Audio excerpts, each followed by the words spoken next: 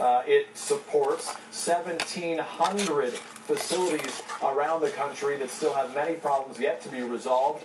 Obviously, you can't look at this in a vacuum. You have to consider the massive changes the president has now made this month, changing his top diplomat, changing his national security advisor, now changing, as you just saw today, his head of the VA, and changing his economic advisor as well, Larry Kudlow, coming in at that position. The president recently said he thought he was getting to that place finally where he had all the right people in place.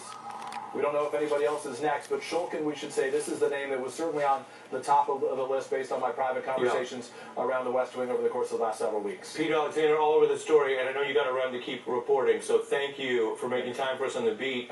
Briefly, I want to return to you, Betsy. The best people is who the president had said as a candidate he would hire, or is it just the people that are nearby, like in a room down the hall? Because you got millions of veterans, healthcare on the line, and you're going to your own doctor who doesn't have this experience. And then put that in the context briefly of the other Mueller news today and why this is coming out in a tweet right now. What's unusual about Shulkin's firing is that he wasn't a Trump person. He had served in the prior administration. He was somebody who was viewed as very neutral, not as a political hack. He did not have any Fox News experience. The fact that his tenure as VA secretary was so troubled surprised many. Another piece of this that's important is that he seemed to go through almost a slow-motion version of what happened to Sam Nunberg that one unforgettable day.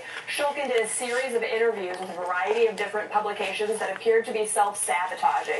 He would say the White House had told him one thing when White House sources would tell reporters that they hadn't told him that. He was constantly putting out material that seemed to be damaging himself. So the fact that he's now leaving is the culmination of what essentially was weeks of him behaving in a really aberrant way. Is this designed to distract from the Mueller news that came out today? I can't speak to the president's state of mind when he released that tweet, but the timing is certainly convenient. Right. It's certainly something they're putting out in that way on Twitter. Betsy Woodruff, I want you to stay with me because I want to ask you a lot more about another piece of this story we haven't hit yet.